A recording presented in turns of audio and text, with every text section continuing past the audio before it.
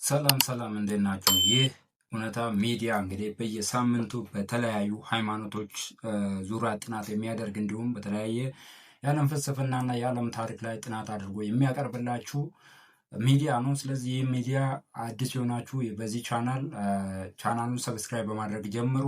ሰብስክራይብ እያደረጋችሁ አይደለም፣ በጣም የሚገራርሙ ታሪኮችና የሃይማኖት እሳቤዎችን ከተለያየ ቦታ እያመጣሁላችሁ ስለሆነ በደንብ እንትን አድርጉ። ቻናሉን ሰብስክራይብ አድርጉ። ለጓደኞቻችሁ ነው ለተለያዩ ቦታ ሼር፣ ኮፒ ሊንክ አድርጉት። ዛሬ ደግሞ የክርስትና አስተምሮች ላይክ እንደ ስላሴ የስላሴ አስተምሮ ፕላስ ደግሞ የስርዓቶች ላይክ እንደ ጥምቀት በዓላት ላይክ እንደ ልደት ፕላስ ደግሞ ትንሣኤ እንዲሁም የጾም ስርዓቶች ፕላስ ደግሞ የመስቀል ምልክቶች እንዴት ከክርስትና በፊት እንዴት እንደነበሩና አሁንም ከክርስትና ውጪ እንዴት በተለያየ ቦታ ፕራክቲስ እንደሚደረጉ በሰፊው እናያለን። ወደ ቪዲዮአችን እንግዲህ በስላሴ እንጀምር። የስላሴ ወይ ደግሞ የሶስትነት አስተምሮና አምልኮ ከክርስትና መመስረት በፊት በጣም ጥንት በነበሩ ስልጣኔዎች የነበሩ ናቸው። ስቲል ከክርስትና ውጭ ባሉ ሃይማኖቶችና ፍልስፍናዎች ውስጥ በተለያዩ ቅርጾች ይገኛል። እነዚህ እምነቶች አምላክን ወይም መለኮታዊ ኃይልን በሶስት አካላት ትራድስ ወይ ደግሞ ትሪኒቲ ከፍሎ መመልከት ያካትታሉ ማለት ነው። ከክርስትና በፊት ያሉትን አምልኮች ካየ ነው የመጀመሪያው እንግዲህ የምናገኘው ጥንታዊ ግብፅ ነው።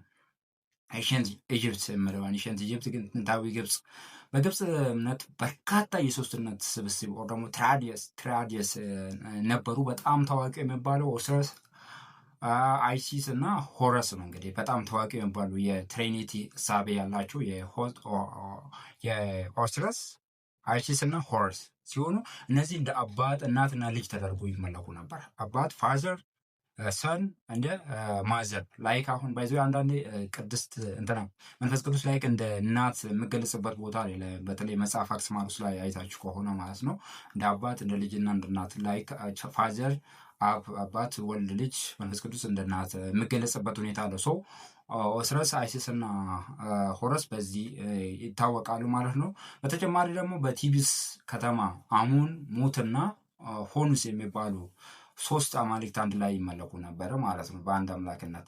ሌላው ደግሞ እንግዲህ የምናውቀው ጥንታዊቷ ሜሶፖታሚያ ባቢሎን ማለት ነው። በጥንቷ ባቢሎን ዋና መለኮታዊ አካላት በሶስትነት ይደራጁ ነበር። ለምሳሌ አኑ የሰማይ አምላክ፣ ኤኒል የነፋስና አየር አምላክና ኤኢ ወይ ደግሞ ኤያ የውሃ እና የጥበብ አምላክ አንድ ላይ የተቀደሰ ሶስትነትን ይፈጥሩ ነበር እና ይታወቅ ነበር። ይሄ አምልኮ ማለት ነው። በትሪኒቲ ወይ ደግሞ በሶስትነት ይመለኩ ነበረ።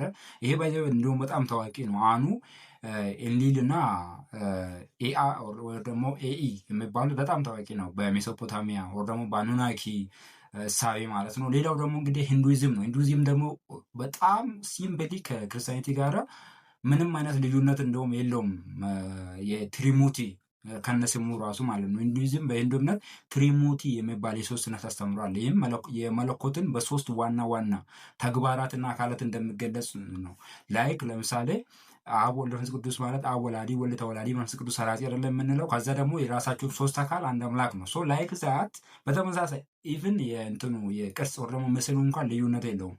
የመጀመሪያው እንግዲህ ብራህማ ነው። ብራህማ ፈጣሪ ነው። ቪዥኑ ጠባቂ ወይ ደግሞ ደጋፊ ተብሎ ነው የሚቀመጠው። ከዛ ደግሞ ሺቫ ነው አጥፊ ወይ ደግሞ አዳሽ ላይክ ዓለምን ማስጀመር ወይ ደግሞ መፍጠር፣ ከዛ ደግሞ መጠበቅ ወይ ደግሞ መደገፍ ቪዥኑና ከዛ ደግሞ ሺቫ አጥፊ ወይ ደግሞ የመጨረሻ ዓለምን የሚያጠፋ ወይ ደግሞ የዓለም መጨረሻን የሚያስቀምጥ አድርጎ ነው እንደዚህ አድርጎ ነው የሚስሉትና ከነስሙ እንኳን ሳይቀር ትሪሙቲ ብሎ ነው የሚጠሩት ማለት ነው። ይሄንን ሀሳቤ ትሪሙቲ እና ትሪኒቲ ተመሳሳይ ሳቢያን ነው ያለው። ሌላው እንግዲህ ግሪክ እና ሮም እንገባለን። ግሪክ በጥንታዊቷ ግሪክ ዜውስ፣ ፖሳይዶን ከዛ ደግሞ ሃዴስ። ዜውስ፣ ፖሳይዶን፣ ሃዴስ ዓለምን በሶስት ከፍሎ የሚገዙ አማልክት ነበሩ። ይሄ በግሪክና በሮም ይታወቃል። በሮማውያን ዘንድ ደግሞ ያ ግሪክ ነው፣ በጥንታዊ ግሪክ ነው። ይሄ ዜውስ እና ፖሳይዶን እና ሃዴስ የሚባሉ ዓለምን በሶስት ከፍሎ የሚገዙት እነዚህ የግሪክ አማልክት ነበሩ። በሮማውያን ደግሞ ካፒቶላይን ትራይድ የሚባል አለ። ካፒቶላይን ትራይድ በመባል የሚታወቁ ጁፒተር፣ ጁኖ እና ሚናርቫ በአንድ ላይ ሚናርቫ ሶሪ ጁፒተር ጁኖ እና ሚናርቫ ይባላሉ። በአንድ ላይ ይመለኩ ነበር። ይሄ በሮማውያን ዘንድ የታወቀ ነበረ። ሌላው ደግሞ በፍልስፍና ዓለም አለ ባይዘው ከእምነት ውጭ ላይክ የፕሉቶ ፍልስፍና አለ። የፕሉቶናውያን ፍልስፍና ኒፕሎታኒዝም የሚባላል ኒፕላቶኒዝም ከክርስትና በፊት የነበር የአፍላጦናዊ ፕላቶኒክ ፍልስፍና እና በኋላ የመጣው ኒዮ ፕላቶኒዝም በተለይ ፕሉቶኑስ ህልውናውን በሶስት ደረጃው ይከፍላል። አንዱ ዘዋን የበላይና የመጀመሪያ ምንጭ አድርጎ ያስቀምጣል። አእምሮ ኢንተሌክት ወር ደግሞ ነፍስ ከአንድ የሚወጣ የመጀመሪያ እውቀት አድርጎ ያስቀምጣል። ነፍስ ሳውል ወር ደግሞ ፒሲካ ዓለምን የሚመራ ኃይል አድርጎ ያስቀምጣል ማለት ነው በፍልስፍና ዓለም። ሌላው ደግሞ ታኦይዝም እንዲህ በቻይናውያን የታወቀ እምነት ነው። የቻይናዊ ታኦይዝም እምነት ሶስቱ ንጹሐን ይባላል። ስሪ ፒውር ዋንስ የሚባሉ ስሪ ፒውርስ ዋን ሶስቱ ንጹሐን አንድ ናቸው። አንድ የሚባሉ ከፍተኛ መንፈሳዊ አካላት አሉ። እነዚህም የመለኮታዊ እውቀትና የጽድቅ ምንጭ ተደርጎ ይታመናሉ ማለት ነው። ሶ ይሄ እንግዲህ ቀጥታ ከእንትኑ ጋራ ከስላሴ አምልኮ ጋራ ቀጥታ ተመሳሳይነት ያለውና ከክርስቲያኒቲ በፊት የነበረና ኢቭን አሁን ስቲል አሁን ያሉ ናቸው። አሁን ታኦይዝም አለ ስቲል ናው ታኦይዝም አለ። ፕላስ ደግሞ የብራህማን ወር ደግሞ የህንዱ አለ ስቲል ነው እንዲሁም አለ በዚህ እምነት ስር ማለት ነው። እንግዲህ እምነቱ ከክርስቲያኒቲ በፊት በብዙ ሺህ ዓመታት አስቀድሞ የነበረ ሃይማኖት ነው። ሶ ምንድነው የተለየ አዲስ ነገር እንዳልመጣ ያሳያል ማለት ነው። የስላሴው ደግሞ የትሪኒቲ ሀሳብ። ሌላው ደግሞ የክርስትና ስርዓቶች ለምሳሌ ጥምቀት እንዲሁም የመስቀል ምልክት አይነት ከየት መጡ? ከዛ በፊት ነበሩ ወይ አሉ ወይ? እንዴት ከየትስ መጡ? የመጀመሪያ ለምሳሌ ጥምቀት ነው። ጥምቀት ራሱ ብዙን ሳንርቅ ከመጽሐፍ ቅዱስ ሳንርቅ በጁዲዝም በአይሁድ እምነት እናገኛለን። ከክርስትና በፊት የነበረው የአይሁድ ስርዓት ሚክቬ ወር ደግሞ ሚክቬህ የሚባል በውሃ የመታጠብና የመንጻት ስርዓት ነበራቸው። ባይዘው ይሄ በብሉይ ኪዳን ተጽፎ የሚገኘው ስርዓት ነው።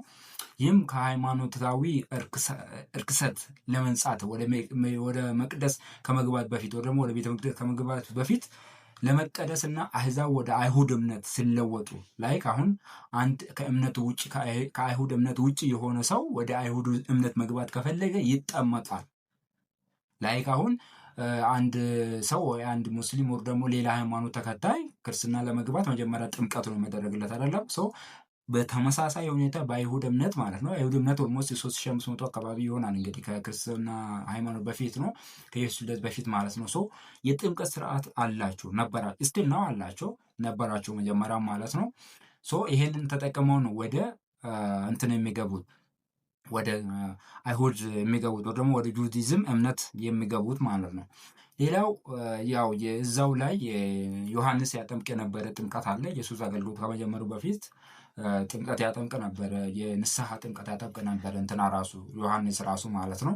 ሶ አዲስ ኢየሱስ ያመጣው ደግሞ ክርስቲያኒቲ ያመጣ እንትን አይደለም ስርዓት አይደለም ማለት ነው። ሌላው ደግሞ በጥንታውያን እንግዲህ የጥንታውያን ሲቪላይዜሽን ኤርሊ ሲቪላይዜሽን ማለት ነው በግብፅና ሜሶፖታሚያ ነው። በውሃ የመንጻት ስርዓት በጥንታዊ የግብፅና የባቢሎን አማልክት ከማምለካቸው በፊት ወይም ከአንድ መንፈሳዊ ደረጃ ወደ ሌላው ለመሸጋገር እንደ መንጻት እንደ አዲስ ልደት ይቆጠር ነው ባይዞ።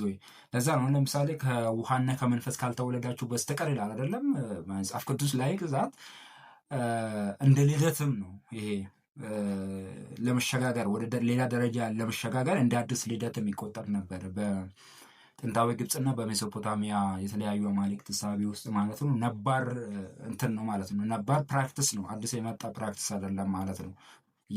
ከዛ በፊት የነበረ ነገር ነው። ሌላው ደግሞ ምስጢራዊ አምልኮዎች ነው ላይ ሜስተር ሪሊጂየስ የሚባሉ ሃይማኖቶች አሉ። አሁን ለምሳሌ በተለያዩ ቦታ ላይ አሁን ማርሲኖሪ አይነት አለ። ሌሎችም አሉ ላይ አሁን ስድስት ምናምን ብላቸው የሚጠሩት እሱ ነገር እንኳን አይ ዶንት አክሴፕት ኢት ግን አሉ ማለት ይሄ ምስጢራዊ ሪሊጂየስ የሚባሉ አሉ። ምስጢራዊ አምልኮች የሚባሉ እና ክርስትና በፊት የነበሩ ናቸው። የሜዲትሬኒያን ምስጢራዊ አምልኮች ይባላሉ። ለምሳሌ የኢሉሲኒያስ የሚባሉ አሉ እና የሜትራ የሚባሉ አለ። ሜትራይዝም አምልኮች አዳዲስ አባላት ሲቀበሉ በውሃ የማጠብና የማንጻት ስርዓት ያካሂዱ ነበር።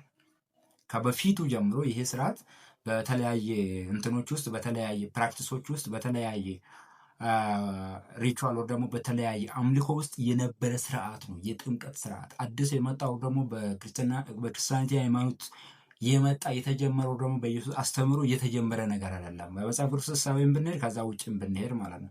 ሌላው ደግሞ የምልክት የመስቀል ምልክት ከዚህ በፊትም አንድ ቪዲዮ ሰርችላችኋለሁ እንትን ላይ ቲክታክ ላይ የመስቀል ምልክት በጣም ብዙ አይነት መስቀል አለ። ባይዞ የዓለማችን ላይ በጣም ሳን ክሮስ የሚባል አለ፣ አንክ ክሮስ የሚባል አለ። በጣም ብዙ አይነት እንትኖች አሉ። ኢቭን እንትን ከሃይማኖቱ ራሱ እዚያው ክርስቲያኒቲ ውስጥ ራሱ ለምሳሌ ፒተር ክሮስ የሚባል አለ። ለምሳሌ የጴጥሮስ መስቀል የሚባል ተዘግዝቋል። አሁን ብዙ ጊዜ እሱን እንደ መጥፎ ነገር ነው ምናምን የሚያዩት፣ ግን ፒተር ክሮስ ነው የሚባለው የጴጥሮስ መስቀል ነው የሚባለው። ሶ ግን ከዛ በፊት የነበሩትን ነገር እንየው። ከክርስቲያኒቲ በፊት ወር ደግሞ ከመጽሐፍ ቅዱሱ በፊት የመጀመሪያው በጥንታዊ ሁሌ የምናገኘው በዛው የጥምቀቱን ይቅርታ እዚህ ጋር ሳላልፍባችሁ የእንትናም አለ የዋቄፈናም አለ። ዋቄፈና ላይ እንግዲህ በየዓመቱ የሚደረገው ምንድነው የኢሬቻ ያ የሚታወቀው በውሃ ላይ ነው ሄዶ ምስጋና የሚያቀርቡትና ላይክ እሱም ይጨምራል ማለት ነው። ሶ መስቀል በጥንታዊ ግብፅ አንክ በግብፅ ምስሎች ላይ የሚገኘውን የመስቀል ቅርጽ ያለው ላይ ከአናቱ ላይ ደግሞ የቶ ታውቃላችሁ እንግዲህ ቶ ወይ ደግሞ የጭንቅላት የሚመስል ነገር ያለው ነገር ነው አንክ ማለት ነው። የህይወትና የዘላለማዊነት ምልክት ተደርጎ ይታመን ነበረ በጥንታዊ ግብፃውያን ማለት ነው ዘንድ የአማልክትም የንጉሶች የህይወት መገለጫ ወይ ደግሞ የህይወት መግለጫ ተደርጎ ይወሰድ ነበር። አሁን ላይ ከኛ ሀገር ውስጥ የሆነ እንትን ተጀምሮ የለም አፈታሪክ ይሄ እንትና ይመጣል ቴዎድሮስ ይመጣል ቶዬ ስለተባለ ብቻ ከቴዎድሮስ የሚለው ሳቤ ጋር አገናኝቶ አፈታሪክ ያወራሉ። ግን ከዛ በፊት የነበረ በጣም ጥንት ነው ይሄ የአንክ ማለት ነው ወይ ደግሞ የቶ ምልክት። ሌላው የባብሎን ይሄ በጣም ታዋቂ ነው። የባብሎን በፋሪስ ማለት ነው። ይሄ በጣም ታዋቂ ነው። ይዘው ኢቭን ከዚህ በፊት ነገር ሰርቼላችኋል። የታሙዝ ምልክት ነው። በጣም ታዋቂው ከአሁኑ እንትን ጋር አያያዛቸው ራሱ በጣም ካህናት ነበሩ። የታሙዝ ኢቭን ታሙዝ ራሱ በመጽሐፍ ቅዱስ ራሱ ተጠቅሷል። ባይዘው በኤርሚያስ ወይ ኢሳያስ ወይ ሕዝቅኤል ካልተሳሳትኩ ከሶስቱ አንዱ ላይ ተጠቅሷል እና ሕዝቅኤል ላይ ይመስለኛል። ኢቭን ሶ የታሙዝ አምልኮ ነበረ በዛን ሰዓት እና የታሙዝ ካህናት በስነ ስርዓት አሁን የቤተክርስቲያን ካህናት የሚይዙትን መስቀል ነበረ ሲይዙ የነበረው ማለት ነው። በጥንታዊ ባቢሎን የመስቀል ቅርጽ ያለው እንግዲህ ታው የፀሐይና የእጽዋት አምላክ ለነበረ ለታሙዝ የተቀደሰ ምልክት ተደርጎ ይወሰድ ነበር። ታው ለተባለ የፀሐይና የእጽዋት አምላክ ለነበረ ለታሙዝ ማለት ነው። ሌላ ደግሞ በህንድ እና በምስራቅ ኤሽያ የነበረ ነው። ይሄ ስዋስቲካ በሂንዱይዝም በቡዲዝም እና በጄኒዝም እምነቶች የመስቀል ቅርጽ ያለው የስዋስቲካ ምልክት የመልካም ዕድል፣ የሰላም፣ የፀሐይና የዘላለማዊነት ምልክት ሆኖ ከክርስቶስ ልደት በፊት እንግዲህ ለብዙ ክፍለ ዘመናት ይሰራበት የነበረ ታዋቂ የእንትን ምልክት ነበረ። የሃይማኖት ወር ደግሞ የአምልኮች እንትን ምልክት ነበረ። ሶ ምልላችሁ ነው ኤቭሪቲንግ እነዚህ ነገር ጨምሮ የመስቀል ስርዓት ጨምሮ እና የጥምቀት ስርዓት ጨምሮ ከዛ በፊት ከነበሩ የመጣ ነው እንጂ ዛሬ አዲስ ነገር የተቀረጸ ነገር የለም ማለት ነው። ሌላው ደግሞ በሮማውያን ዘንድ የቅጣት መሳሪያ ይሄ የታወቀ ነው። ይሄ የቅርብ ጊዜ ላይክ ኢየሱስ ራሱ የተሰቀለበት ጊዜ ነው። ከክርስትና በፊት በሮማውያን ግዛት መስቀል የክብር ነቀፋና የከባድ የወንጀለኞች መቅጫ ነው። የስቅላት መሳሪያ ነበረ። ያው ፈሪሳውያን፣ ፊንቄያውያን እና ሮማውያን ወንጀለኞች ለማዋረድና ለማሳቀቅ ይጠቀሙበት ነበር። ይሄ እንግዲህ ኢየሱስ ከተሰቀለበት ጊዜ ድረስም ቆይቷል። ይሄ የታወቀ ነውና ኢየሱስ የተሰቀለበት ምክንያትም በዚህ ምክንያት ነውና ማለት ነው። ሌላው ደግሞ ይሄ እንግዲህ ወደ እንትን በእነዚህ በጥምቀት ስርዓቶች የመስቀል ስርዓቶች ወደዚሁ ቀጥታ ማለት ወደዚህ ሳይድ ቀጥታ የተገናኙበት ማለት ወደ ክርስቲያኒቲ የመጡበት ለምን መሰላችሁ? ላይ አዲስ ነገር ለምሳሌ አሁን ለነባሩ ማህበረሰብ አዲስ ነገር ይዛችሁ ስትመጡ ምንድነው ያን ያህል ተቀባይነት አያገኝም። ፕላስ ደግሞ የመስፋፋት እድሉ አነስተኛ ነው የሚሆነው። ስለዚህ ምንድነው የሚያደርጉት ነባሩን ፕራክቲሶች ከእንትኑ ከአዲሱ ፕራክቲስ ጋር እንትን ቦታ መተካት ነው። ላይክ አሁን መስቀል ባለ ቅድም የነገርኳችሁ የታሙዝ ካህኖች ሲይዙ የነበሩት የክርስቲያኒቲ ካህኖች እንዲይዙ ነው የተደረገው። ጥምቀትም ደግሞ ጀስት እንትኖቹን አሁን የጥምቀት ስርዓቶች አብዛኛው የተቀየሩ ስራ እንትኑ ብቻ ነው ስም የሚጠራበት ስሞች።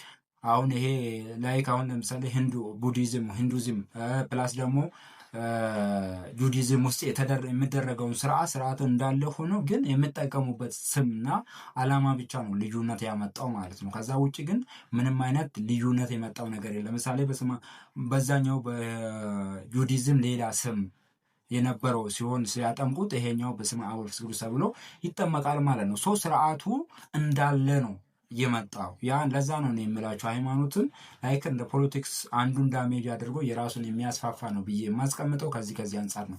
ሌላ ደግሞ እስኪ በዓላትን እንየው። በዓላት እንዴት መጡ? ለምሳሌ ልደት፣ የኢየሱስ ልደት እንዴት ከየት መጣ? ኢየሱስ ጥምቀቱ እንግዲህ ቅድም እንደነገርኳችሁ ነው። ሌላ አዲስ ነገር የለም። ፕላስ ደግሞ ይሄ ሞትና ትንሣኤ ተብሎ የሚከበረውስ ፕላስ ሌላ ደግሞ የእንትንስ የጾሙ ከየት መጣ የምለውን እሱንም በደንብ የምናይ ይሆናል ማለት ነው። ሶ ኤቭሪቲንግ የመጣው ከነባሩ እንትን ነው፣ ከነባሩ አፈታሪክ ነው ደግሞ ሚቶሎጂ ነው ማለት ነው። እርገት እንኳን ሳይቀር ማለት ነው። አሁን የእንትኖች በዓላቶች ለምሳሌ ከክርስትና በዓላት አጽዋማት የክርስትና እንትን ነው እሱ መሰረተው አይደለም ታሪኩ ከዛ ከተፈጥሮ ወቅቶች ጋራ ከጥንታውያን ባህሎች ጋራ ምናምን አገናኝቶ ነው ከበፊት ከነበረ። ለምሳሌ ከክርስትና በፊት የልደት የክርስቶማስ አከባበር አሁን እንግዲህ ይሄ በጣም በሚገርመው ሁኔታ እንግዲህ ብዙዎቹ አሁን መቼ እንደተወለደ ኢየሱስን አታውቁም። እንግዲህ ክርስቲያኒቲ ከዚህ በፊትም ብዙ ጊዜ ጠይቃቸዋለሁ፣ መቼ እንደተወለደ አይታወቅም። ኢቭን ኦርቶዶክሶች ናቸው። ኦርቶዶክሶች ቀኑን በደንብ ባያውቁም ተወለደበትም ኢቭን ይናገራሉ። በእርግጥ እሱም ቢሆን ከሌላ ጋር የሚያያዝ ነገር ነው። የክርስቶማስ ወር ደግሞ ናቲቪቲ ተብሎ ክርስትና በፊት የሮማውያን ሳተርናሊያ በጥንቷ ሮም ከታኅሳስ 17 ጀምሮ አንዳንዴ እስከ 23 አንዳንዴ እስከ 25 ከታኅሳስ ወር እንደነገርኳችሁ የግብርና አምላክ ለሆነው ሳተርን ይከበር የነበረ በዓል ነው። በደስታ በስጦታ ልውውጥና በግብዣ ይታወቅ ነበር። የማን የሳተርን የእሱ ክብረ በዓል ነው። ቀኑ እንኳን አልኳችሁ ቀንና ወር ራሱ አንድ ተመሳሳይ ነው። ያን ወሩንም ቀኑንም ከዛ ወስዶ ነው አሁን በዚህ ወር በዲሴምበር 25 ምናምን አካባቢ የሚከበረው የኢየሱስ ልደት። ሌላው ደግሞ ሶል ኢንቫክተስ ወይ ደግሞ ያልተሸፈነው ፀሐይ የሮማውያን ዘንድ ታኅሳስ 25 በቀኑ ማለት ነው። ታኅሳስ 25 በየዓመቱ የቀን ማጠር አክትሞ የፀሐይ ብርሃን እየረዘመ የመጣበት ታይም ዊንተር ሶልስቲክ የፀሐይ አምላክ ልደት ተደርጎ ይከበር ነበር። የፀሐይ አምላክ ልደት ተደርጎ ነው የሚከበር የነበረው ማለት ነው። ታኅሳስ መቼ ነው አልካችሁ? ታኅሳስ 25 ወይ ደግሞ ዲሴምበር 25 በነጮች በሮማውያን። ሌላ ስቲል እስካሁን ያሉት ደግሞ የሂስ አቀባበል ዊንተር ሶልስቲክ ፌስቲቫል በሰሜን አውሮፓ ሀገራት የሚከበረው የዩሌ በዓል ዩሌ ተብሎ የሚጠራ በዓልና በኢራን የሚከበረው ያልዳ ናይት አሁንም ከብርሃን መመለስ ጋር ተያይዞ ይከበራል። ባይዞ ስቲል ነው ይሄ ከብርሃን ጋር የሚገናኝ ከፀሐይ ጋር የሚገናኝ ማለት። ሌላው ደግሞ የዛሬው ገና የብዙ አገራት የዓለማዊ የበረዶ ወቅትና የስጦታ ልውውጥ በዓል ሆኖ ይከበራል። ላይክ የገና አባት ምናምን በምን ምክንያት ማለት ነው። ይሄ ከዚህ የመጣ ነው የኢየሱስ ልደት ተደርጎ የሚከበረው እንጂ የኢየሱስ ልደት መቼ እንደተወለደ አይታወቅም። ሌላው ደግሞ ጥምቀት በዓል ኤፒፋኒ ከክርስትና በፊት በግብፅ የናይል ወንዝን በዓል ይከበር ነበር። በግብፅ ማለት ነው። በጥንቷ ግብፅ የናይል ወንዝ ሞልቶ ምድርን የሚያለመልምበት ወቅት የማራባትና የህይወት ምንጭ ተደርጎ ይከበር ነበር። ባይዘው ሌላ ደግሞ የዲዮናሲዮስ ነው። ዲዮናሲዮስ በዓል የሚከበረው የዲዮናሲዮስ የግሪክ እንትን ነው ታውቃላችሁ። ግሪክ ጋድስ ነው አምላክ ነው። አወላለዱ ኤቭሪቲንግ ከኢየሱስ ጋር ይመሳሰላል። ከዚህ በፊት ነግሬያቸዋለሁ በባለፈው እንትን ላይ በባለፈው ቪዲዮ ላይ ማለት ነው። በግሪክ አፈ ታሪክ ጥር ወር አጋማሽ ላይ አሁን መቼ ነው ጥምቀት? ከ9 ጀምሮ ምናምን አይደለም። ጥር ወር አጋማሽ ላይ የወይን አምላክ የሆነ ዲዮናሲዮስ ውሃን ወደ ወይን ይለውጣል ተብሎ ይታመን ነበር።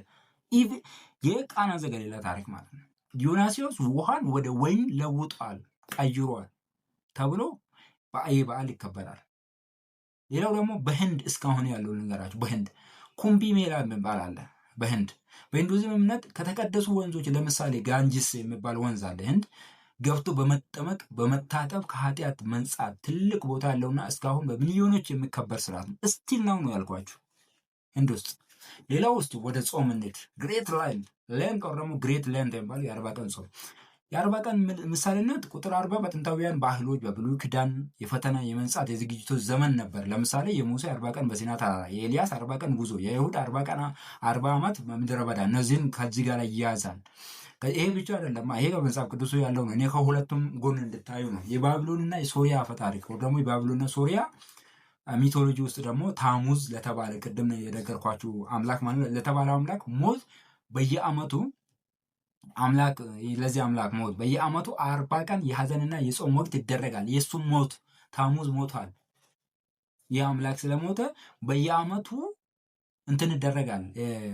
40 ቀን የሀዘንና የጾም ወቅት ይደረግለታል። ላይክ ኢየሱስ ክርስቶስ እሱን ለማሰብ ነው ምን ጾም እንደምሉ ማለት ነው። ላይክ ታሙዝም እንደዛ ፕላስ ከዛ ውጭ እንግዲህ አሁን በእስልምና አለ 30 ቀን ሆነ እንጂ በዩዋዚድም ወይ ደግሞ በያዚዲዝም የሚባል እሳቤ አለ። ባይዘው በታህሳስ ወር የሚደረግ ነው። የ40 ቀን የጾም ወቅት አላቸው እነሱ።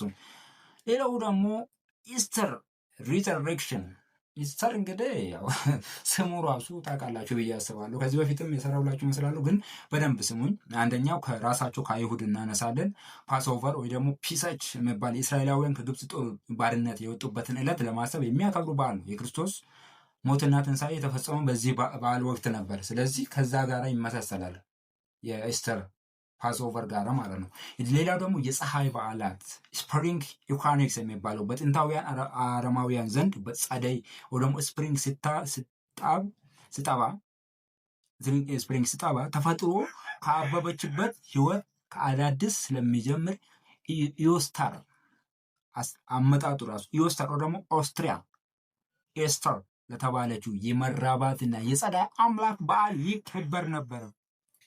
ስሙን ከነ ስሙን ያስቀምጥኩላችሁ። ኦስትራ ወይ ደግሞ ኢዮስትራ ከምትባል የተባለችው የመራባትና የጸዳይ አምላክ በዓል ይከበር ነበር። እንቁላልና ጥንቸል የወጥ የመራባት ምልክቶች አድርጎ ይጠቀሙ ነበረ በዚህ ወር። ከክርስትና ውጭ ስቲል ነው የአይሁዳውያን ይጠቀማሉ እስካሁን። ከዛ ውጭ ኢራናውያን አዲስ ዓመት አድርጎ ናውሮዝ ከጸዳይ መግቢያ ጋር ተያይዞ የተፈጥሮ መታደሷን የሚያበስር ከ2000 ዓመታት በላይ ዕድሜ ያለው በዓል ነው። እስካሁን ይከበራል ማለት ነው። ሶሪ ፎር ግራውንድ ኖይስ፣ ግቢ ውስጥ ዶሮ ስላለ በጣም ይቅርታ።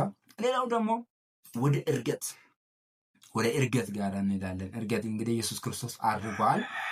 የመጀመሪያ ከራሳቸው ከመጽሐፍ እንግዲህ ሄኖክ አድርጓል፣ ኤልያስ አድርጓል። ይሄንን እንዳለ እንውሰድና ከዛ ወደ ጥንት እንሄድ። ወደ ጥንት ከመጽሐፍ ቅዱስ ውጪ ማለት ነው። ወደ ጥንት ስንሄድ መጀመሪያ ላይ የምናገኘው ግሪኮ ሮማን ሚቶሎጂ ነው። ግሪክና ሮማን ሚቶሎጂ ነው። የመጀመሪያው በግሪክ ሮም ባህል ታላላቅ ጀግኖች ወይም ነገስታት ሲሞቱ አካላቸው ወደ ሰማይ ተወሰዱ፣ ወደ አምላክነት ይቀየራል። አፖቴስ ተብሎ ይታመን ነበር። ባይዘው ላይክ እንደ ኢየሱስ ማለት ነው። ሲሞቱ ተቀይሯል፣ አካሉ ይቀየርና አምላክ ይሆናሉ ነገስታቶቹ። ከነዛ ውስጥ ሄራክለስ ነው። ሄራክለስ በግሪክ አፈታሪክ ሄራክለስ ምድራዊ ተጋድሎውን ከጨረሰ በኋላ አካሉ በሐሳር እሳት ከተቃጠለ በኋላ አባቱ ዜውስ በዳመና ተቀብለው ወደ ኦሊምፐስ ተራራ የአማልክት መኖሪያ ወስዶታል ተብሎ ይታመናል። እርገት ከሞት መነሳት። ሌላ ሮሙላስ የሮም ከተማ መስራችና የመጀመሪያ ንጉስ የሆነው ሮሙላስ በድንገተኛ ማዕበልና ዳመና ተሸፍነው ወደ ሰማይ እንደተወሰደ እና በኋላም እንደ አምላክ ኩራንስ ይመለክ እንደነበረ ይነገራል። እንደውም እሱ አልሞተም ጭራሽ። ምንድነው የሆነ? እሱ ቀጥታ በማዕበልና በዳመና ተደርጎ ተወሰደ ወደ ሰማይ፣ ወደ አምላክ ተወሰደ፣ ወደ አምላክነት ተቀየረ። ይመለክ ነበር እሱ። ሌላ ጋኒሜድ በዚዩስ ንስር አማካኝነት የዚዩስ ንስር ነበረ። በዚዩስ ንስር አማካኝነት ከምድር ተነጥቆ ወደ ሰማይ እንዲያርግ ተደርጓል። ይህም ስቲል አምላክ ሆኗል ማለት ነው። ወደዛ አርጎ አምላክ ሆኖ እስካሁን ይመለካል ማለት ነው። ሌላው በጥንታዊቷ ምስራቃውያን እና የሜሶፖታሚያ አፈታሪክ ነው። የመጀመሪያ የምናገኘው ኢታና በጥንቷ ሱሜሪያ ወይ ደግሞ ባቢሎን አፈ ታሪክ የኩሽ ንጉስ የኪሽ ንጉስ ኩሽ አይደለም ሶሪ የኪሽ ንጉስ የነበረው ኢታና የህይወት ተክል ፍለጋ በንስር ጀርባ ተቀምጦ ወደ ሰማይ እንደወጣ ይነገራል። በዚህ አንዳንዴ ማን ነው ድሮ የምታዩት የሆነ ትሪ ታውቃላችሁ አይደለም? ቤታችሁ ውስጥ እንትና እስክንድር ነው እንደዛ እንድሪያስ ነው እስክንድሪያስ እንደዛ ከንስር አዳቅሏል ንስርና ፈረስ አዳቅሎ ምናምን እሷ ላይ ተቀምጦ ወደ ሰማይ ወጣ የሚል አይነት። አሁን እሱ ከዚህ ነው የመጣ እንግዲህ በእንትን ላይ በንስር ላይ ቆሞ የህይወት ተክልን ፍለጋ ሲሄድ ምናምን ከዛ ወደ ሰማይ እንደወጣ ይነገራል። ሌላው ሚትራ በፋርስ ይመለክ የነበረው ነው ፔርዣ ማለት ነው የነበረ ሚትራ ምድራዊ ተግባሩን ካጠናቀቀ በኋላ በፀሐይ ሰረገላ ተቀምጦ ወደ ሰማይ እንደወጣ በጥንታዊ ምስጢራዊ አምልኮች ይታመን ነበር። ሚትራይዝም ማለት ነው። በሚትራይዝም እምነት በቀደሙት ታሪኮች ከክርስቶስ እርገት መካከል ልዩነት የተወሰነ ልዩነት ማለት የራሳቸው ልዩነት አሁን በራሱ ስልጣን ነው፣ አይ በሌላ ስልጣን ነው፣ የተስፋ የምልጃ ምናምን ነው። አሁን የተስፋ ኖር ደግሞ ዳግም ምጽአትም ከዚህ በፊት እንትን ሰርቼላችኋለሁ በባለፈው ቪዲዮ ላይ ላይካን ዞራስተር ተመልሶ ይመጣሉ ተብሎ ይታመናል። ራሱ ደግሞ እንትና ማን ነው የህንዱ ተመልሶ ይመጣል ተብሎ ይታመናል። ሶ እያንዳንዱ የራሳቸው እንትን አለው ሚቶሎጂ ነው ደግሞ አፈታሪክ አለው። ሶ እያንዳንዱ ከዚያ ከአፈታሪክ የተቀረጸ ነው እንጂ እንትና ነው ደግሞ መጽሐፍ ቅዱስ ነው ደግሞ ክርስቲያኒቲ ልዩ የሚያደርግ በራሱ የተጀመረ ነገር የለም። ኤቭሪቲንግ ከነባሩ ሚቶሎጂ ወይ ደግሞ ከነባር አፈታሪኮች የመጡ ናቸው። ለማንኛውም እንደተናገርኩት በዚህ ሚዲያ የተለያየ ሃይማኖታዊ ፍልስፍናዊና ታሪካዊ ሀሳቦችን እንዳስሳለን። ይህንን ቻናል ይህን ሚዲያ ሰብስክራይብ ማድረግ እንዳትረሱ። ሰብስክራይብ በማድረግ ሼር፣ ኮፒ ሊንክ በማድረግ ለሁሉም እንዲዳረስ አድርጉ። እስከ ሳምንት፣ መልካም ሳምንት።